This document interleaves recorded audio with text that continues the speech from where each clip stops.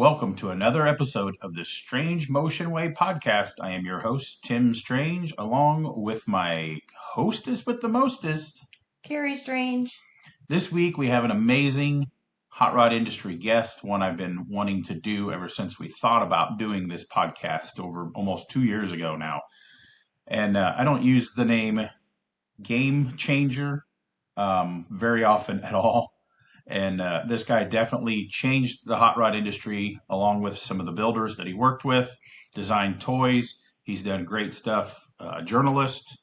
We have the great designer, journalist, and industry person, Thom Taylor, with us this week. That's right. Let's get started. But first, let's hear a word from our sponsors.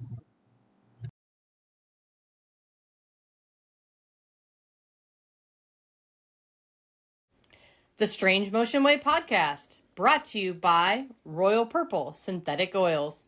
Royal Purple premium synthetic motor oils and high-performance chemicals have been designed to improve performance in all conditions and provide cleaner operation, better mileage, and decreased oil change frequency. That means less oil changes. With products available for your gasoline and diesel engines, Royal Purple is the obvious choice for your performance needs. Drive with Royal Purple, the synthetic expert. Hey welders, ready to upgrade your gear and save some serious dough in the process? The Miller Build with Blue Savings and Rebate Program has you covered. Find amazing deals and cashback rebates on a wide range of Miller products, from welders to plasma cutters and everything in between, all backed by our 3-year warranty. Don't let this opportunity pass you by. Take advantage of the Miller Build with Blue program now. Visit us online or stop by your nearest Miller distributor today to start saving. Okay, here we go for another episode of the Strange Motion Way podcast. I am your host, Tim Strange, and today I'm going to call this Take 3 because we've been trying to get this scheduled for almost a year. Something will come up. Life is more important than podcasts, so some very important stuff has came up in both of our lives, and it was me the last time. So here we are on a beautiful Sunday afternoon in Tennessee. We have Thom Taylor, artist, designer, and journalist with us today. Here's a few little things about Thom Taylor. He's a Hall of Fame inductee at the Grand National Roadster Show, a Hall of Fame inductee for the National Rod and Custom Car Hall of Fame, the one that Daryl Starbird started, an Art Center alumni graduate. So if you know anything about designers, there is some amazing talent that has come out of there. And I don't use this term very often, and I have a star beside it. I call him one of the people that changed the hot rod industry for good. The things that he has done. He helped start the smoothie look, which was to me one of the most exciting and imagination-filled times in hot rodding. He designed cars for Boyd Coddington, Dan Webb, Roy Brizio, SoCal Speed Shop, Eric Clapton, Tim Allen, Billy Gibbons. He wrote a handful of books. One of the most famous books that probably all you guys have in your collection is How to Draw Cars by Thom Taylor, I think the title is. And many famous sketchpad articles in many of the magazines. A few of the famous cars, this will let you know if you're a real hot rodder or not. Just these names usually make the hair stand up on people's necks. Burn Loose Coupe, the Jamie Musselman AMBR winner, Frankenstude, Shazoom, the Ashley Webb, now Ashley Talbert, Wedge Roadster, and many die-cast cars I have in my collection. And one of the cool things I want to talk about later in the podcast here, last year he was asked by Eric Clapton to design all the art for the Jeff Beck tribute concert in London. So that's a mouthful right there. Welcome to the Strange Motion Way, Mr. Thom Taylor. How you doing today? Great, thank you. You know, today, a lot of people, I don't think people like that whole smoothie thing, but oh well. We'll get to that, but I think it's very, very cool. Of course, I was a young kid then, not to say an age that I'm getting old. We're all getting old. It was a changing thing. And I have a car plan to build a totally smoothie car, because, you know, you listen to the music that you grew up on that you loved. You start building the cars when you can for the cars of the design, this time that you loved. So let's go back in, first off here, as a tribute here, I'm wearing... I got to find something cool for Thom Taylor today. Fat Jack Robinson, one of the legends. Unfortunately, he's passed away, but I'm going to get his son Johnny on here. This was a Fat Jack shirt that they reproduce now. You designed that. Do you remember what year you designed that shirt? What, 84 maybe? It says 85 is the date on it. So, Okay. yeah, Fat Jack Robinson. So let's go back to young Thom Taylor. Did you grow up around hot rods? Well, no, not my dad was an accountant, so you know. But I grew up in Whittier, California, and in the early mid 60s, there were still hot rods and customs floating around there. A lot of lowriders, and so that's kind of what exposed me to it first. And then I got into the slot car thing in the 60s and all that. And so I was picking up Rod and Custom magazine. And then as Rod and Custom kind of shifted over away from the slot car stuff and the models into the old car stuff, that's where I kind of fell in love with hot rods. So that's kind of how it started for me. Okay, so this might be a weird or embarrassing question. As a guy that designed and changed the industry, what was your first car that you had that you could drive? 34 four-door sedan. Oh, wow. That's pretty badass. Yeah, that's pretty. It originally, originally when I got it, it had a flathead. And then I got a buddy of mine, Dave Williams. Remember Williams Low Buck Tools? Well, Dave for a while was doing hot rod, building hot rods for people. So I had him put a 351 Cleveland C6 automatic, and then I think we put a 10-bolt Chevy rear end in it.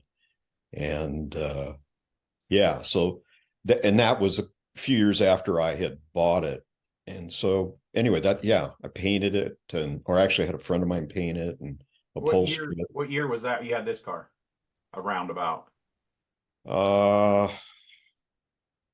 70, 71, 72.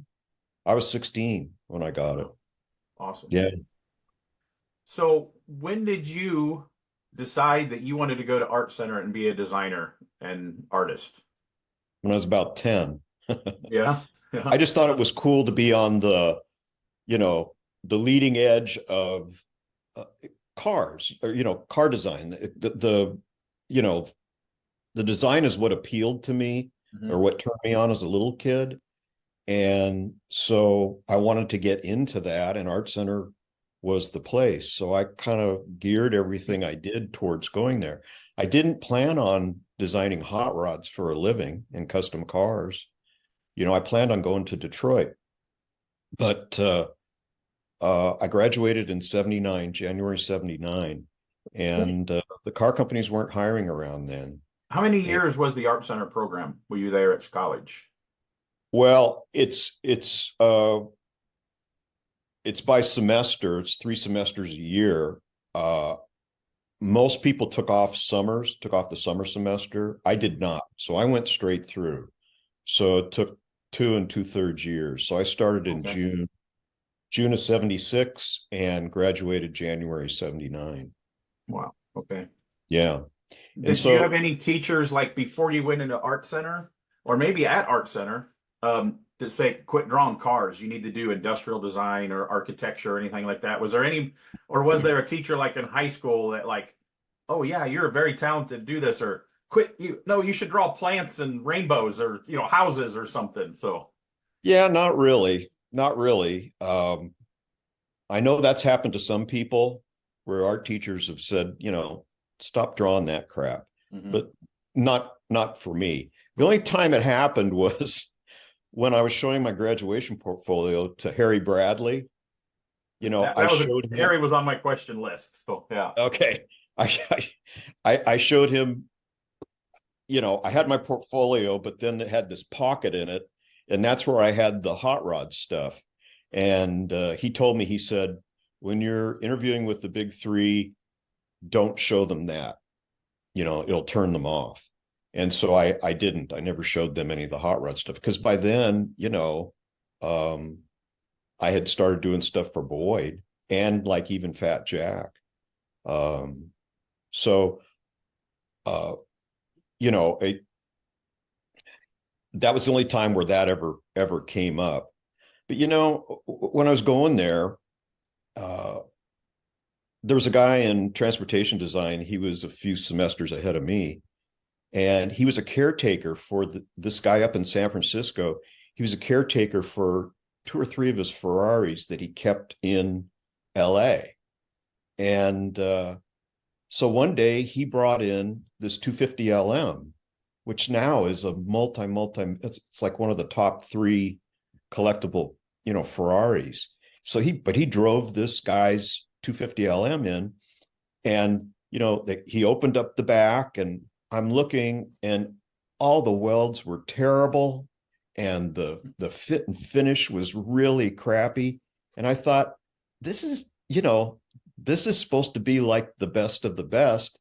And Boyd and some of these other builders that I knew, even though at that time they were doing stuff in their garages, but they were doing 10 times better, you know, nicer quality stuff than this, you know, supposed pinnacle of Ferraris.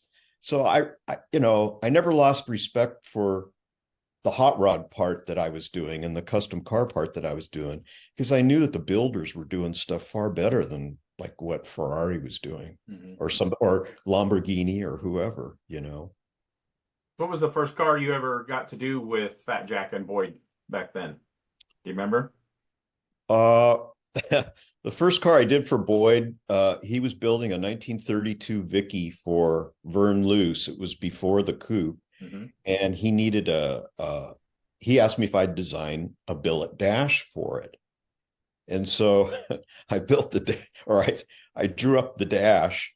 And then at that time, he had little John Butera helping him machine it. And he told me later that Little John was MFing me because supposedly I hadn't drawn the radio exactly to scale, and it was too small, or I don't know, there was something about it. And that kind of continued for a while with John. He was pretty critical of everything. Not the nicest guy, but I mean, he's a guy that who changed hot rodding. But anyway, that was the first thing I did. And then Boyd eventually told me he was thinking about doing a 33-34 coupe. And so we talked about it for a little bit. And so I wanted to combine and I was doing other small stuff for him, designing little billet things and stuff.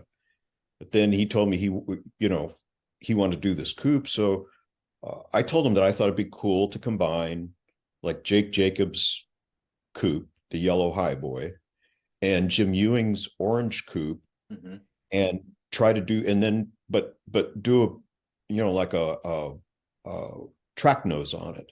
Which, if some of these people are young kids that listen to our story, the Jake car is the yellow one of Pete and Jake's, and yes, the Jim Ewing car was known as the Super Bell axle car. Super Bell axle car, yeah, because Jim had started Super Bell, and he kind of used that as a promotional piece and what have you. I mean, he drove it all over, though. This was a time too that big majority of the cars were what do they call those? The resto wire wheels. Resto rod.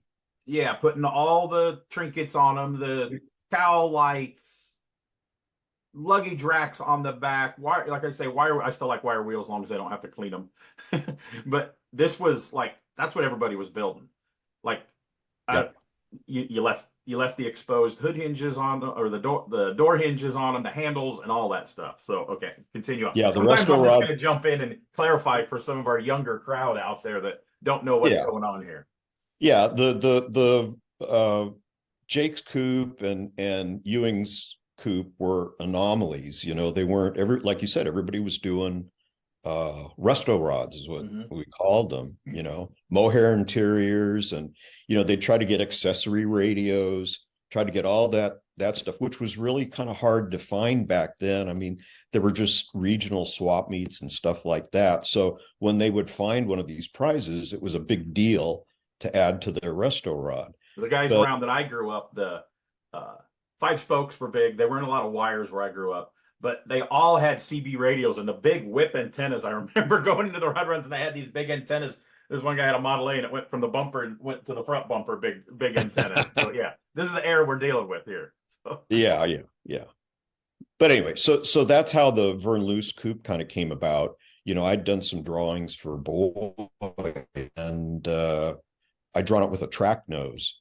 And then he said, well, let's see what it looks like with a stock grill. So anyway, that's how the Vern Luce coupe came about. And as far as Jack, I'm trying to think, because I drew up a number of cars, but they were for customers. They weren't really for him. The one I drew for him that I really wish would get done, and I've toyed around with buying it because it still exists. It was never finished, but I did after the coupe that you're wearing there, after that crash, he started to take the remains of that car, build a chopped 46 sedan delivery. And so I drew it up and I told him, you got to lean the windshield post back. We got to do that. And he says, oh, okay, go ahead and do it. So it's a 46 delivery. It's got two-door doors. The windshield posts are leaned back. It's chopped. And I normally don't like chopped deliveries, and this thing is just smacked on the ground, giant hoops in the back. He had a Striegel built that big block, blown big block they took that out of the coupe, what was left of the coupe, because it got wadded up, and stuck it in the delivery. And we're planning on having that be a follow-up to the coupe, but it never got done. Yeah, so this car got wrecked in what, 86, 7, 8, around in there? 80s, mid to late 80s anyway. Obviously, the shirt's in 85, so it lasted. Well, I was going to say, I don't think it made it out of 85. Or maybe it was into 86. It didn't last very long, but he was having one of the Condit brothers drive it at Fremont, and there was a little dip towards the end of the strip, and he hit that dip, and the thing just darted to the right and went into the weeds there and rolled a few times. I mean, they talk about wadding up a car. He wadded that thing up. I mean, there was just, as far as sheet metal goes, there was nothing left of it. Yeah. There's pictures online. If that was an NHRA event, it would have made that. Remember, they used to sell those VCR tapes, and they walked away 12. Yeah. It would have definitely been in one of those episodes. So yeah, and Condit was fine. I mean, it was built well, but yeah. I remember to that car. To me, I was a hot rod guy, BMX and hard rock guy. So when I read, because you had to wait for 3-4 months for the news to hit the magazines. It wasn't like you pull up your social media today and the news is 30 seconds after it happened. I think I actually had a tear in my eye when I got the new hot rod when they said that they totaled that car, because that car was like a superhero to me, man. So it's like, oh my God, Fat Jack's car is totaled. It was like the end of the world to me there. And that sedan you're talking about never got finished after all those years. But Fat Jack passed away, what, 2-3 years ago, something like that. Yeah. And his sons still have that car. So yeah, Johnny still has it. Yeah. And I've talked to him about it. It's a full tube chassis. The coupe that you're wearing, that had a frame. That had a wildly modified stock frame, but the delivery is a full tube chassis, and it's like a 7.0, cage and all that. It's got strut front suspension and everything in it, doesn't it? Yeah. I mean, it's a race car underneath, but I've talked to him about, I'd like to put the thing on the street. Yeah.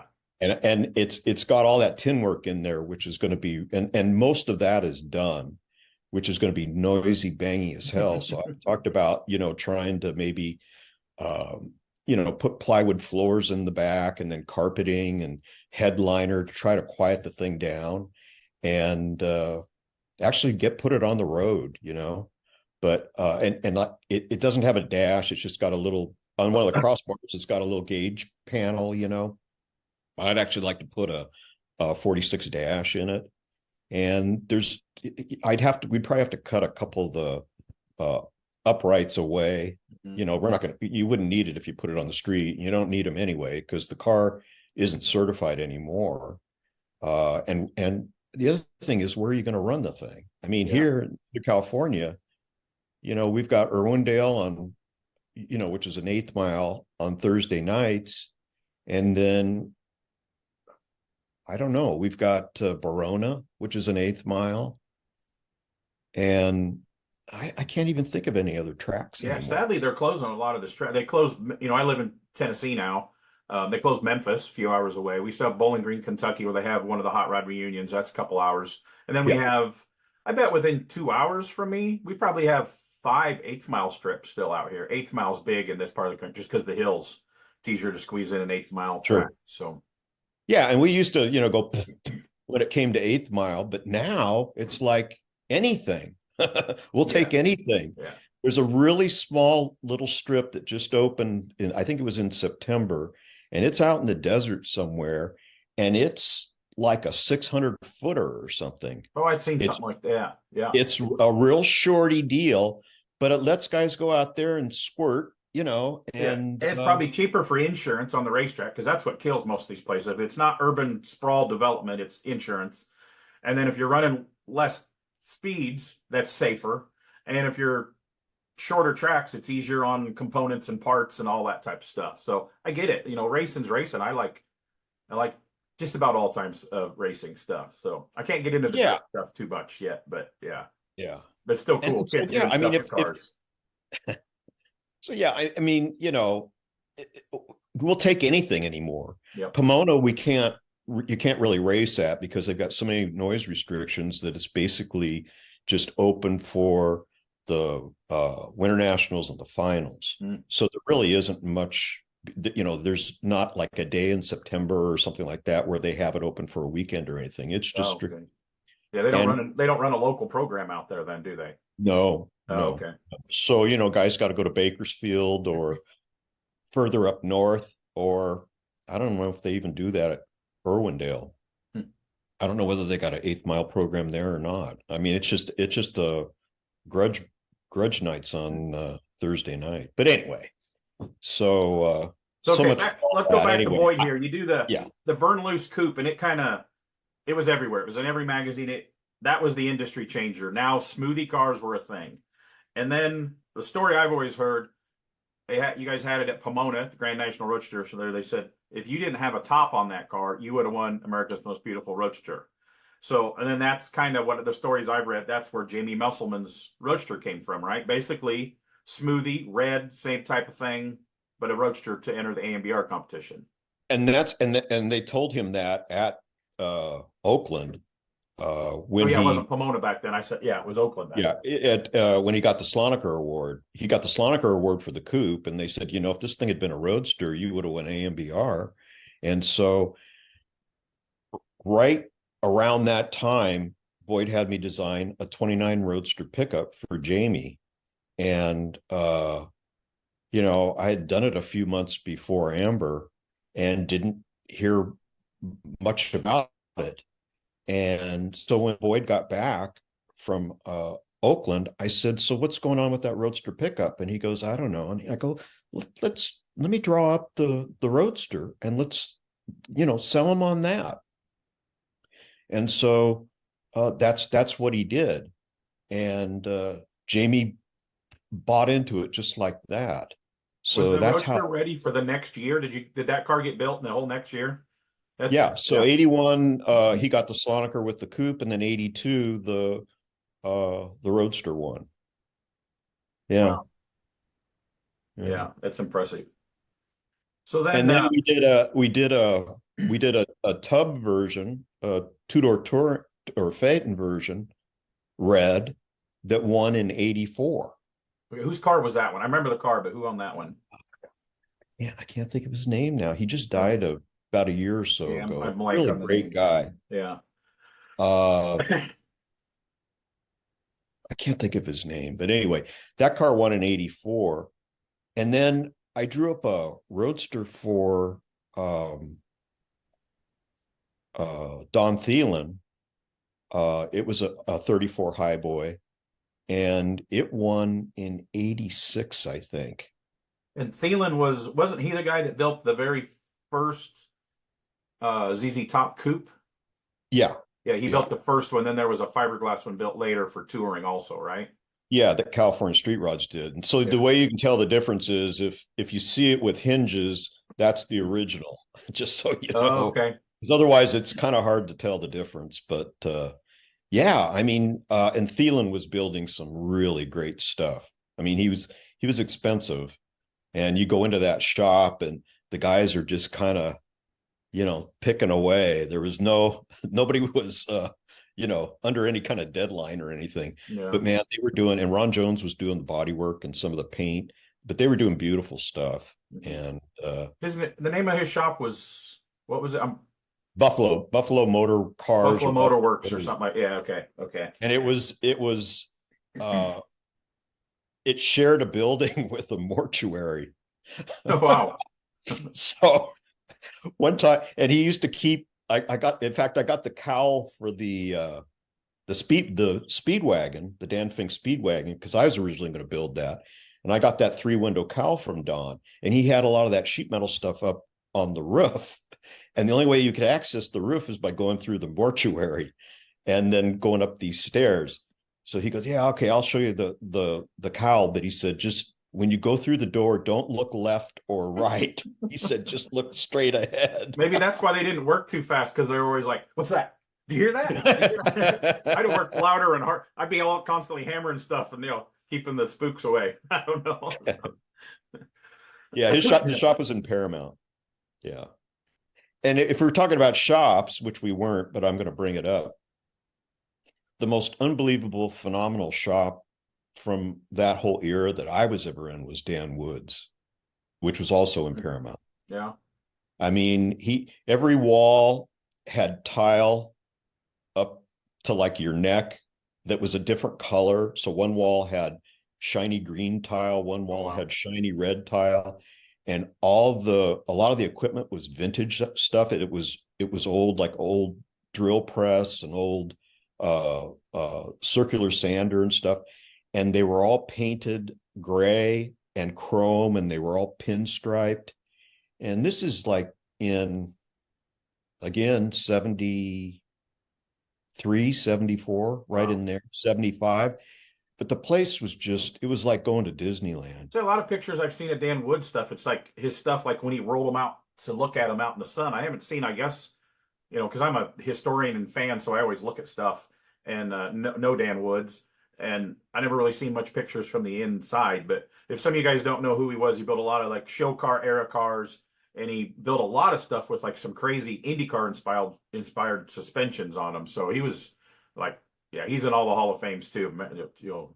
Crazy stuff that he built, which luckily a lot of that car that he built had been saved in the Galpin collection in Van Nuys. Exactly, yeah. And I think it was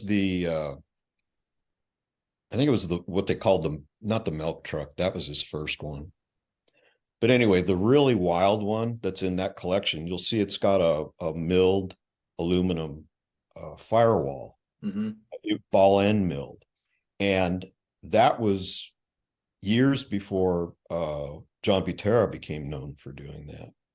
And in fact, after Dan closed down his shop, his mill went to John's shop. So, yeah. But anyway, yeah, Dan Wood's shop was just phenomenal. He was a great guy, terrible businessman, but he's a great guy. I'm glad he's still around. And they just did, they did mind-blowing stuff back then. I see another shop online. I've seen some pictures they just posted yesterday. Another guy you've worked with, another one of my hot rod heroes, is Dan Webb. He's got a tile floor in his shop, and I'm like, man, I need my fab area to be a tile floor, so it's easier to sweep up and all that. But yeah, then I price it, and I was like, oh, never mind. Yeah, I love Dan. I love everything that he does, and I was helping him a little bit with this one. He's doing I don't know whether I should. Well, I think his stuff's been online, but he's doing another kind of old new race car thing. Yeah, he posted pictures of the frame rails of the new car yesterday, I think, on Facebook. Okay. I mean, Ashley posted it as Dan Webb, so Dan's not the computer guy, but Ashley, yeah, right. Yeah, no, he doesn't follow social media or anything. Ashley says she's gonna help me. Dan's only done like one podcast ever, and she says she's gonna help me get him on here. So he's one on my list that I got to get on here too. So he's funny, he's clever, And so no bull crap, straight to the point. If he's got, oh yeah, don't ask him if you want to know the answer, it's going to hurt your feelings whether you like it or not, but he's going to tell you the answer. So Yeah. I love people Yeah. like that. Yeah. Yeah, no, I get along with him really well. Love the guy, and we've had some good laughs. And anyway, I helped drop a car that he's doing. It's based on a 1926 Panhard race car, and this car, it has like a giant steering wheel, and so your legs actually go through the steering wheel. So the bottom of the steering wheel is under your legs. Oh, wow. And then you're driving it like this. And the steering wheel itself is on stands, and then that's attached to a big gear. And the gear is what drives the steering gear, the gear on, so it's whacked. I mean, and I guess they built two of them. And the first one crashed. Dan said the first one crashed immediately and the guy was killed. And he said the other one lasted a few races and then that guy crashed it and he was killed. Oh, so wow. it was a goofy deal, but that's the French. And I'm not sure I'd try to recreate that car. It'd be like recreating the James Dean Porsche with all of its history of all the story. Well, yeah, but it's getting swooped up, and it's really interesting. And then of course Dan does the full curved frame and tapers, and I mean it's amazing. I walked up to Dan because I don't know, you know me a little bit, that I like to harass people and try to have a sense of humor. I mean, we're building hot rods for a living. We got to have fun, right? We're not brain surgeons. So I walk up to him at the Roadster show, and Ashley and Corey's standing there, and I was like, Dan, because he used to build SEMA cars like I did, and everybody's like, that SEMA shows the same time every year. You don't have to have that thrash at the end. So I walk up to him, I go, Dan, the Roadster show is pretty much the same time every year. If you start earlier on next year's car, you might have time to paint the next one. And he starts laughing. I ain't never painting another car. He just, he shows the craftsmanship, but he knew I was just giving him a hard time. But yeah. Yeah, no, he said he's done with painting. So I guess he has Daryl Hollenbeck do the painting. Although the past few, I keep telling him, stop with the bare metal, paint the cars. They're supposed to be painted, But he likes showing off what Craig Neff does. Yeah. Anyway, yeah. Okay, so let's go back in time a little bit. Some of these other famous cars, you were part of Frankenstein and Shazoom. To me, just a very creative time in the hot rod world. When you designed the Shazoom, what was the thought process there? Just 57 Chevy, but fresh piece of paper, let's go, kind of thing. Well, after Cadzilla was done, and that was really kind of the first car I was not involved with as far as the design went. And so you had nothing to do with that. I know Larry Erickson was the main. You had nothing to do at all with Cadzilla, but at the same time you were doing other stuff because like Shazoom was built around the same time as Cadzilla too, wasn't it? The same type of frame, space frame that they were building like that, and a little bit later, but this was a complete departure from anything that Boyd had ever done. And so I said, well, shoot, if you're gonna, if this is a direction you want to go, let me draw up some stuff. So I drew up this kind of as a joke, kind of as a tongue-in-cheek counter to Cadzilla. I drew up this bullet nose Studebaker, Frankenstein. And when I brought it to him, I could tell that it was just too weird for him. He liked popular cars, 55 Chevys and stuff like that. And a bullet nose was like an oddball for sure. And they're kind of bizarre looking and in their own right. But so I drew up Frankenstein, and he said, Joe Horutka's kind of interested in maybe doing something. I'll see if I can sell him on it. So weeks go by, I don't hear anything. Usually I'd hear right away. Usually when they'd see the rendering, they'd buy in, and we knew Horutka had money because he owned, what did he own back then? Mr. Gasket was the main company. Mr. Gasket was his main, that's what he started. Yeah. But, there was, Mr. Gasket was the umbrella, but there was a lot of other stuff he had been buying at that point, companies. And so I figured I'd hear back right away. Didn't hear anything. And so finally, he said, yeah, I don't know. I don't know. And I said, well, what's Joe into? I said, I think he's into 57 Chevys, right? Because there was a hot rod cover, I think from like 1979 or 1980. I don't know. It was one of the worst selling hot rod magazines ever, or worst selling issues, but it had Joe Horutka on the cover with a couple of 57 Chevys. So that's what inspired me just to do kind of a Cadzilla Frankenstein version of a 57 Chevy. And sure enough, man, within a couple of days, Boyd called and said, yeah, he bought into it. Do some more sketches. We need to figure out this and that. Well, So, which one of those cars was done first? I know Frankenstein ended up the owner or the how do you do it fancy for the word check writer? The owner was Steve Anderson out of Minnesota, built by Greg Fleury up in Minnesota also. who's Which also one? he's another great guy and just phenomenally talented. Oh, yes. Um, Yeah. Greg is just, yeah. I really enjoyed doing stuff for him. And so he had built, and I got to go back. Frankenstein was done a few years later. Okay. And I had originally gotten familiar or got to know Greg because he called me and told me about a guy that owned the Chrome shop, which back then was a big chrome plater. They're not in business anymore, but and this guy really liked the bullet nose, or not the bullet nose, but the track nose coupe drawings that he had seen in Hot Rod, that they showed the progression of the design for the Vern Luce coupe. He really liked that track nose version. And so Greg said, would you mind if we do it? And I said, no, yeah, it'd be fantastic. So that's how that Chrome Shop special, that coupe, the red coupe, came about. And so Which not that thing's long all after tube that. chassis and everything. There's like no square frame rails on that. That car's still around. It's owned. Tony Pisano in New Jersey owns that car now. Okay, I didn't know where it ended up. Yeah, I knew it's still around. Okay. Yeah, he had it at Detroit Autorama last 2 or 3 years ago, and it got like they do a preservation award that's usually for an original something, but not a hot rod thing. So yeah, Tony Pisano in New Jersey, that was the guy that owned Led Zephyr. Remember the boy car Led Zephyr? That's the same guy that now owns the Chrome Shop Coupe. Okay. All right. Well, anyway, yeah, so Greg had told me, he said, I've got a guy who's interested in doing kind of a wild car, and maybe something along the lines of Shazoom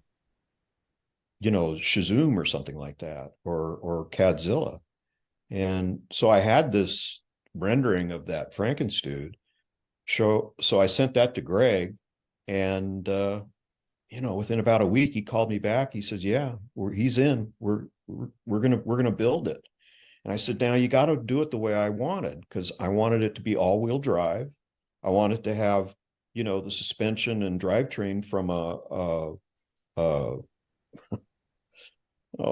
Typhoon or a Cyclone, GMC Typhoon or Cyclone. So it'd be all-wheel drive.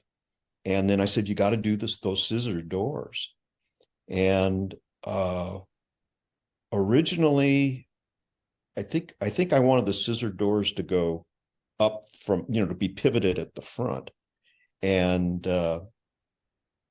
so after he got into it a bit, he said, Tom, he said, it's going to be a hell of a lot easier and simple to engineer if we hinge them from the lower back of the doors. And they'll still scissors. They're just going to scissors the other way. And I said, yeah, that sounds cool to me. And he explained how he was going to do it. He insert like a tube in a tube. Yeah, because they kind of went out first, right? And then they went back. Yep.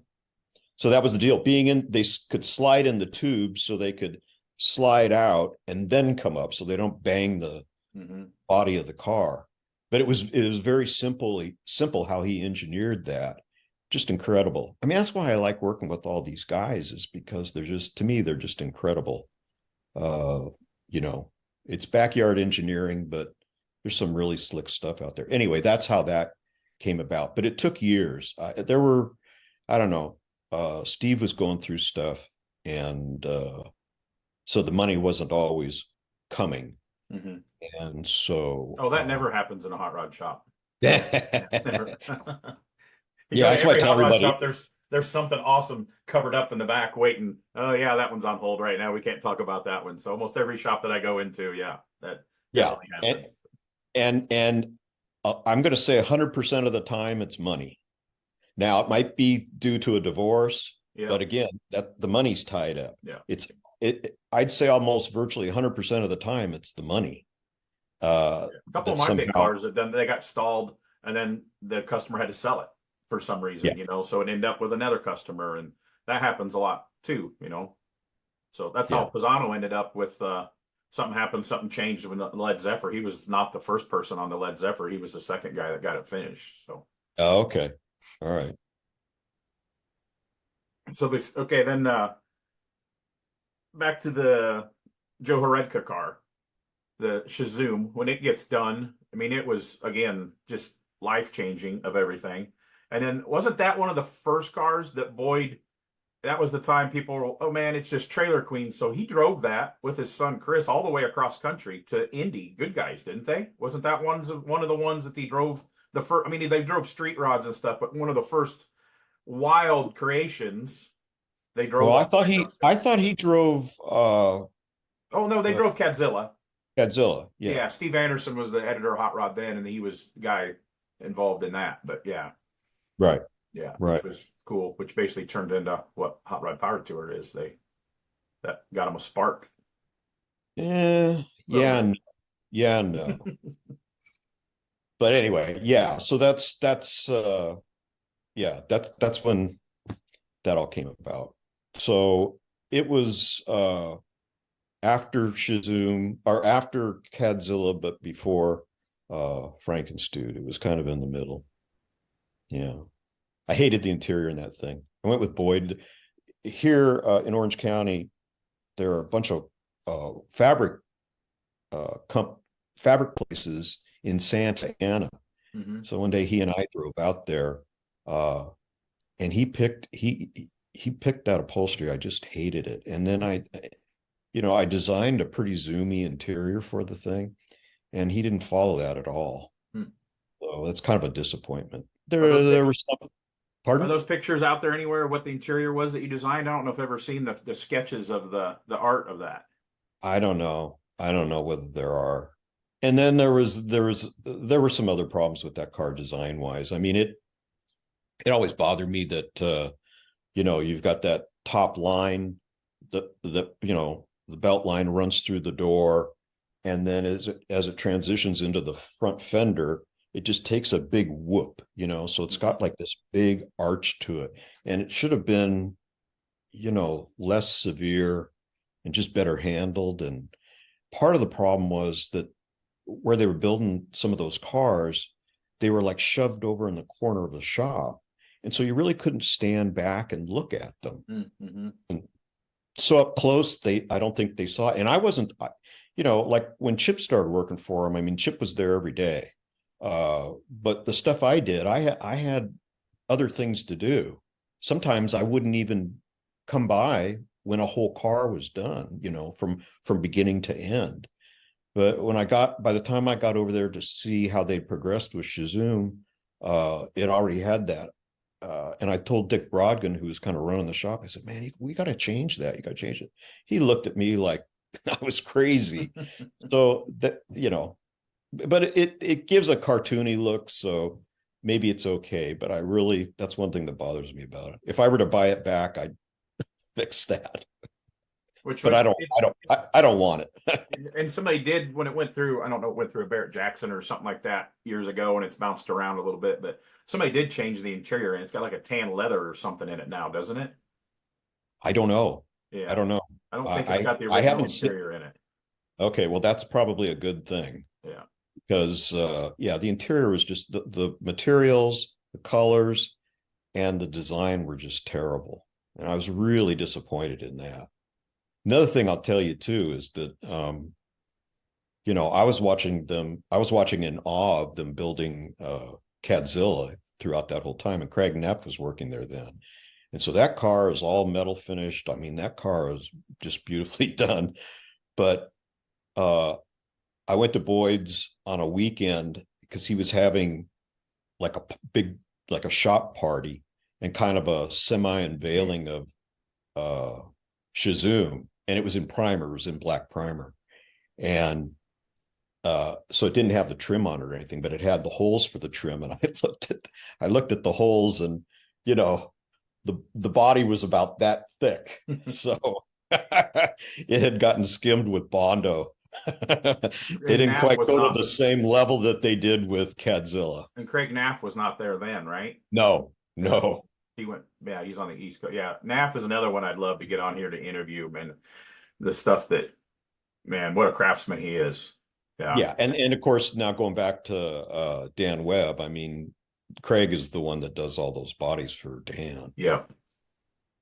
Yeah, he was only out here for just a short time. I would doubt he was here much more than maybe a year. Did they just bring him out just for mostly Cadzilla, or was he, oh, I'm going to stay out here? Then he lives in Virginia or something like that, I think, doesn't he? He went back to the East Coast, which I understand. After I've been in California for a week, I've had enough. I want to get back to I can't even see another house where I'm living right now. So yeah, I just don't think it suited him. And so it was my understanding he was meant to just work there. Boyd had enough stuff going on. Mm-hmm. And so I didn't think he was here just temporarily.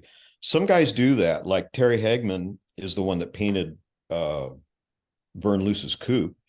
He was from Michigan at the time. Now he and his wife and daughter eventually moved out here, but Boyd I'd talked him up after seeing his 3-window coupe at the Nationals one year, and Boyd called him up, so he flew in and painted Vern Luce's coupe, and then Little John was doing something, and so he ended up flying Terry out for painting whatever that car was too. So Terry was being flown out to paint some of these cars, and he and his wife decided they wanted to live out here. Now he has since moved. He moved a few years ago to Arizona, I think. I've lost touch with him, but also another great guy. Yeah, and an unbelievable craftsman, both in terms of metal shaping and paint. I mean, incredible. He's done he kind of kept a low profile, so there's probably a lot of stuff people have seen that he did, but they don't really know. Yeah, I'm one of them kids, I had magazines to get everything, and I still like magazines, and just read magazines over and over and over. I have a huge magazine collection. You would always read like, oh, the hood on this car was done by Hagman. Let's say his name right. Or Terry something, Hagman. Or this one was painted, or he was bits and parts of a lot of cars that made press, and maybe it wasn't the full build, but he's the specialist, he's the guy for this, and he's the guy for that part. And yeah, I remember seeing his name in a lot of stuff. I don't think I've ever met him in person yet. So well, he's, like I said, I think he's in Arizona somewhere now, but and I had, like, when I did my Caprice wagon, he's the one. I needed when you take the roof rack off, there's like a big hole in the top. Mm-hmm. And so I had him make these aluminum covers that then tied into the little spoiler that's on those cars. The little plastic spoiler that ties in with the roof rack. Instead, now these little covers tied into that, and then Moon ended up splashing molds off those, and then included those in their kit for the Caprice wagons. What color was your wagon? Black. Okay, I don't remember if it was dark purple or black, but I'd still take one of those Caprice. Them are still good looking cars. Lower, smooth. I went back. Hot Rod Magazine had me fly back to Detroit, and we pitched. I'd drawn up some Ford truck stuff, and we pitched that to Ford Motor Company. And then like the next day or a couple of days later, there was a long lead for Chevrolet for the when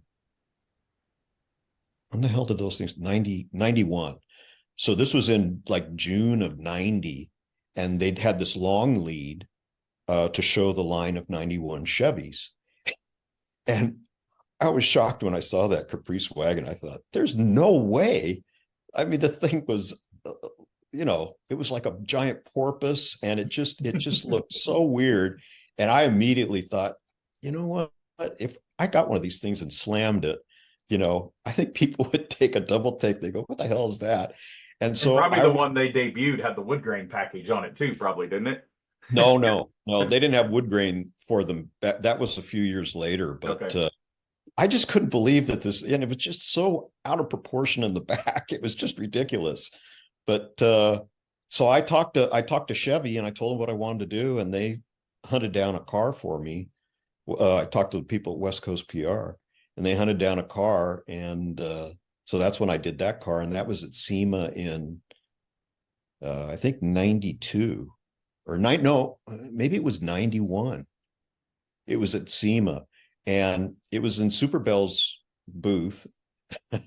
And then I don't know, they had some other car that came in late or something, so then they put that in the booth and ended up sticking my car out in the hallway. But anyway, yeah, so that's how that thing came about.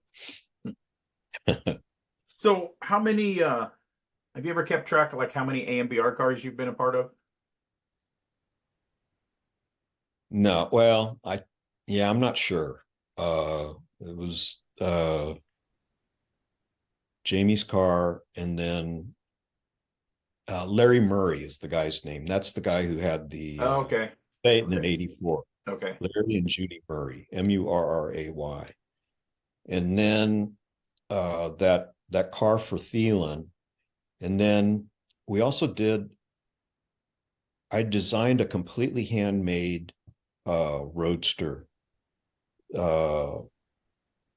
And unfortunately, they didn't follow the drawings.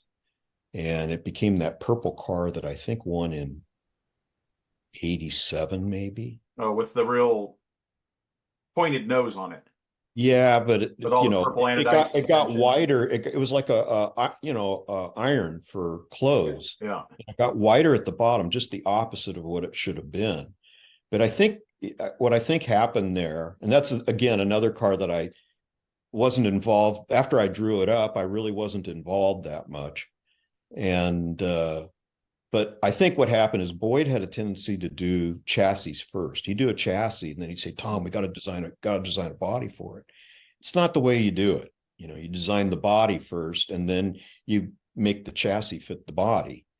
And so I think what happened is the frame rails got real wide in the front, so they needed to cover it.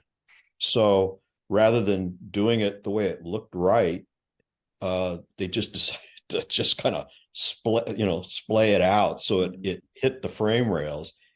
It's just a ugly, horrible car, I think. I'm sorry. It's purple. And I think that one won in like 87. And then I think there was one more somewhere along the line. There was another purple car that was built. I don't know if you were part of that one. That was a 33, 34 Vicky had a roof car. It was about that same purple, which again, I'm a weird historian that at one time Nicolas Cage owned that car when it got bought and sold through the years, because I pay attention to really weird stuff. And but I thought that was a really cool car too. Were you part of that one also? Yeah, I mean, that was in that series of, I started doing, Vern Loose coupes to every 34 body style, because once Boyd lit on that, then it's like, okay. But that Vicky, it got especially, I don't know whether he sectioned it towards the front or whether it's down lower on the frame or what, but that car tapers it wedges severely. So the front end is a lot, the grill and all that's a lot smaller and lean back more. So it got real diminished. And I think they had problems putting an engine in it to get the engine to fit. And so that car languished around for quite a while. And then eventually, I don't know whether I don't know when it got done, but then it finally did get done. And I'm surprised that car's still around. That car got shop worn at Boyd's. There's a really cool video on Facebook, or on YouTube. I mean, it was one of the shop guys that just took pictures of everything, and it's like an hour-long video that they just scan pictures, put music over it. And yeah, there's pictures behind the scenes of Cadzilla and Shazoom and all that. But a lot of the cars of what was the location of the Boyds that had the mural in the back where all the pictures was? Monroe? Yeah, that was on Monroe Street. What was it? The Monroe location, was that right? Monroe. Yeah. And it was like that era of the guys that worked there, and Keith Russell there as a young kid with a big flowing mullet and everything, and which you had a pretty glorious mullet at one time too, but that was the thing back then, right? You know, I went the other way. I had a mohawk when everybody else had mullets. But yeah, it's just, you have to look it up. It's just Hot Rods by Boyd in a video of, you know, there's a bunch of cool, there's some Porsches and some Harleys and maybe his Mercedes that he was driving or whatever, and he shaved the handles off. Just a lot of behind the scenes, a lot of cars that maybe weren't the biggest industry changing car, but still amazing stuff that came out of there. There's a lot of good, you know, a lot of guys just working out in the sun, wet sanded with no shirt on, and just behind the scenes. It's really pretty cool to look at all those videos. Yeah, I have not seen that. I have not seen that. So it's video or just it's on YouTube, but it's just a bunch, like they went through their photo album, scan that picture, that picture. So it's just just fade in, fade out, and then fade in. Yeah, then each picture just pops up. So it's all static pictures, but you just watch the video. You don't have to click through nothing or anything. But yeah, look it up. You'll be like, oh yeah, I was part of that. I remember that car. I remember that guy. Oh yeah. So yeah, it's pretty neat. So after those cars, what was the next step? You also had, at that time, you had a t-shirt line and selling shirts or designing shirts. And I mean, if you pull out a shirt back in the day and you see the little THOM, that was you. And you designed a lot of stuff and a lot of Sketchpad articles and What If magazine stuff and a lot of crazy stuff that I wish would have been built. Makes me think that maybe we ought to work together on my 40 Merc that I got sitting out in the barn. So, but yeah, you had your hands in everything, man. Well, what happened is, you know, when I graduated from Art Center, like I said, the car companies weren't hiring. So I've ended up working for International Harvester in Fort Wayne, Indiana, and doing design work. And so I was there for about 2 years, and I couldn't get acclimated to living in Indiana. My dad was from Evansville. In fact, that's one of the reasons I enjoy doing. I still do the Frog Follies T-shirt. I've been doing them, the design. I've been doing the design for that since, I don't know, the late 80s. And so because I got a connection to Evansville because of my dad. In fact, my grandfather was a police captain there in the 30s. Anyway. I raced BMX there a lot. They're getting a great BMX track, been there forever. Okay. All right. Well, anyway, I really enjoy doing that. And it's kind of fun having that connection. You know, and those guys, I talked to Rick Bonenberger, who's one of the guys in that club. He's the one that originally called me and asked me if I would be interested in how much I charge and, you know, all those types of things. And so when we were talking, I said, that's where my dad's from. And I said, you know, my grandfather was a police captain. And I caught a sense that maybe he thought I was BSing him. Maybe not. He might deny it now, or maybe I just mistook. But anyway, so he goes, okay, well, he goes, I'll get back to you, you know. And I thought maybe he thinks I'm just trying to brown nose or something to get the job. Well, about a week later, I get this Manila envelope from Evansville, and it's got a bunch of different Xeroxes of newspaper articles that were related to my grandfather, you know, because he was police captain.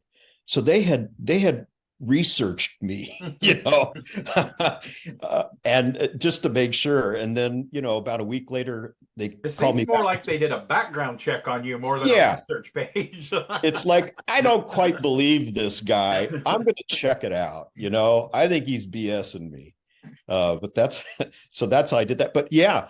So, you know, I stayed at International for 2 years, really couldn't get acclimated to the the Midwest. I'm sorry. And so I ended up coming back to California and just started doing art for all these different companies. There's Deuce Factory and Beltec and Pete and Jake's and Brizio and SAC and just all those street rod companies. I was doing advertising and T-shirts, sometimes logos for all those California street rods, for all those guys. Barry Lobeck. I was doing a lot of advertising. I was doing ads that were going in Street Rodder and Hot Rod Magazine, and then doing their T-shirts. And so that's why that all happened. I never really had a T-shirt line because I wanted to stay. I didn't want to compete with the people I was doing other T-shirt designs for. And I started doing the T-shirts for the LA Roadster show. I started doing that in like 1980. So I ended up, really immersing myself in the industry and, finding ways where I could, keep going with the art and design and that type of thing. And then I was, like you said, I was doing stuff for car magazines. And one thing that helped me there was that when I was living in Indiana, I met this guy named Jeff Carter. And he was doing a regional, like a little regional kind of magazine thing for the Indiana Street Rod Association. And so in 79, for the Street Rod Nationals in St. Paul, he came with me. We drove up there together and shared a hotel room and stuff. And I said, Street Rodder's looking for an editor. They've got Bud Lang from the company. He's going to be interviewing people. I said, you should go for it. And I said, bring some of these magazines you've done for Indiana Street Rod Association. Anyway, he did it, and they ended up offering him the job. And so in the early to mid 80s, Jeff Carter was editor of Street Rodder magazine. So in some ways I had carte blanche, I could with it. He ended up moving out. He and his wife and daughter moved out here. And so I was doing stuff for them all the time too, kind of behind the scenes or doing sketch pads or whatever, so that helped me there. And then by having done the Vern Loose Coupe and a couple other cars that were in Hot Rod, then Hot Rod Magazine was also interested in having me do stuff for them. And then when Pat Canal started up Rod and Custom again, same thing. I started doing stuff for Rod and Custom Magazine too. So, and I always held, those Peterson publications, Hot Rod Carcraft, Rod and Custom, kind of held them in higher esteem, and then ultimately, many years later, then I ended up being on staff. And I worked there for almost 6 years. I was on staff, and I was senior editor, and then I think executive editor. They would never give you a raise; they'd just give you a more important sounding title. So basically, I was just on staff, but I really did enjoy that. I really enjoyed doing that, and I miss that, but I don't miss all the politics and all the stuff that's happened since. So you were still there when they had all the magazines before at one swoop, they canceled 19 magazines at one. Yeah, I started in 2012, and then I got canned at the end of 2017, and that was right after Discovery. I think Discovery had bought the company in June of that year, and so they were starting to slice. So they killed me, and then they killed Alana Shear, who now does stuff for Car and Driver. I mean, she's a fan of her. I got a couple of the books. She just wrote the Don Perdome book, and I'm a big fan of her journalism. Yeah, she's just unbelievable. And then Brandon Galogli, and he works for Haggerty. He does a lot of photography and writing for Haggerty now. Yeah, and and Mike Finnegan was still there. And when I was hired by I can't, I'm having a senior moment. Yeah, I was just at an event. Hemmings is running events, and they hired me. I do MC work on the weekends, and I noticed when we went to the ending dinner after the event was over, and there's 30 people at this table, and I was like, oh, a lot of those guys that were at the Motor Trend Peterson group way back then, and through all the name changes, I recognize instantly a handful of guys that are now at Hemmings that were from that era of that stuff. So they kind of move around the industry where who's still doing magazines and stuff. Right, right. So I was brought on by I don't know why I can't think of his name. David Freiberger. God, I don't know why. So Freiberger hired me, and then Finnegan was still there, and they were just starting to do roadkill on the side. So it was mainly Alana and Brandon and I who were kind of doing all the writing, and of course freelancers too. Really enjoyable working with them, enjoyable working with Alana, and I just really enjoyed my time there. But anyway, they ended up canning me in the end of 17, and then they canned Alana right after that, and then Brandon. And right around that time, they also got rid of one of the editors and got a different editor. And I don't think he worked out. And so then they got another editor before the current one. So it was a time of turmoil. Basically, and now it's just a quarterly issue. Hot Rod, yeah, they're down to Hot Rod and Motor Trend at that group. And I think it's John McGann. I think he does very good knowing how the purse strings are pretty tight at that place now. And I think that first quarterly issue, it's like a theme. It was Pro Street. I thought he did a really good job with it.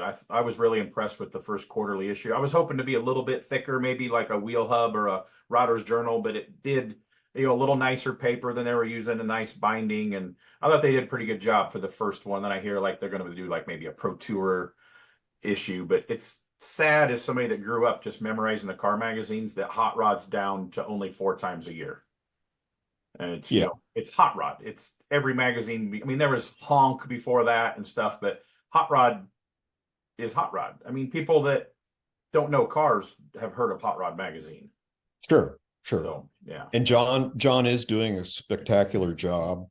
Once they were able to cut loose of, there's one guy in particular that was just kind of dragging the whole thing down.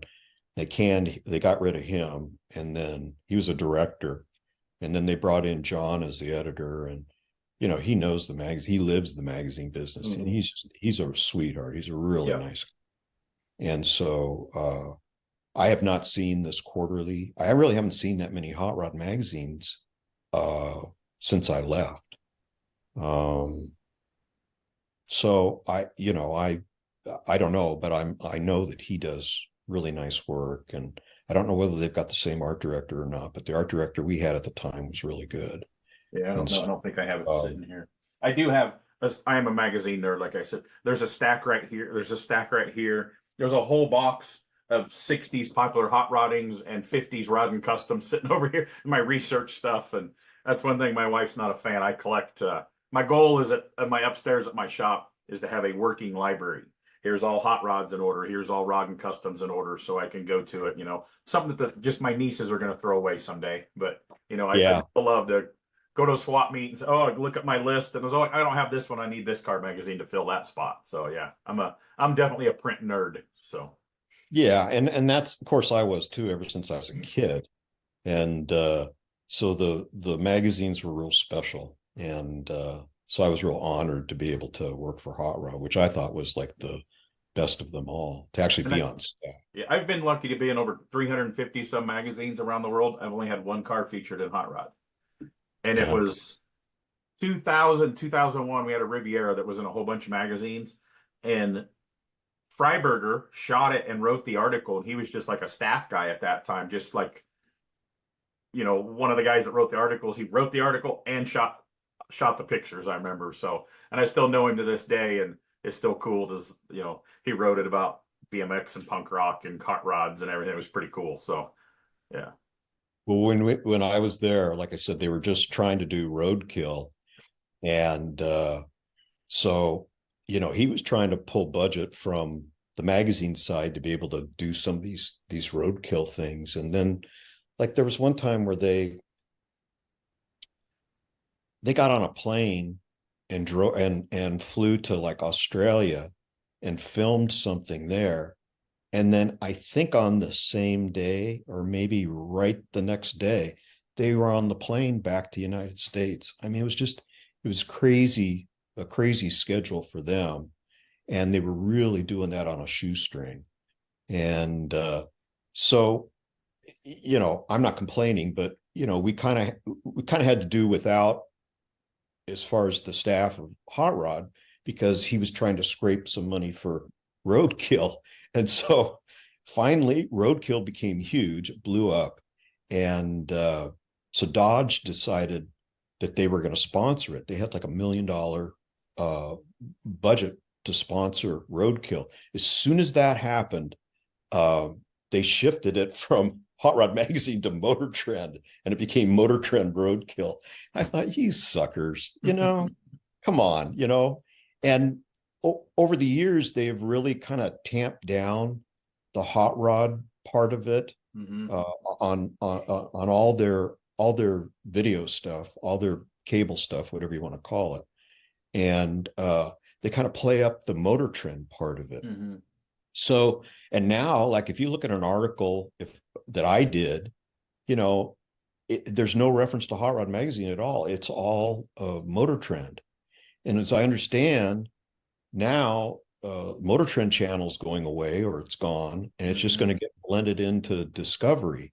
Yeah. So the thing I don't understand is, you've got these really valuable trademarks and these valuable brands, and when these corporate guys get in, they just destroy them. And I don't understand.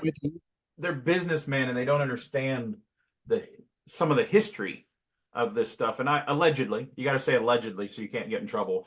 But when they closed a lot of those other brands, I know some guys that tried to buy some of those lines of magazine head titles, and they're like, nope, we're not selling them. So they did some other things, and they could sell off the Carcraft or Popular Hot Rodding or Custom Rodder and all that stuff, and somebody could do something with it, but they seem to be holding on to that. Well, I can tell you firsthand, because I tried to acquire Rod and Custom recently.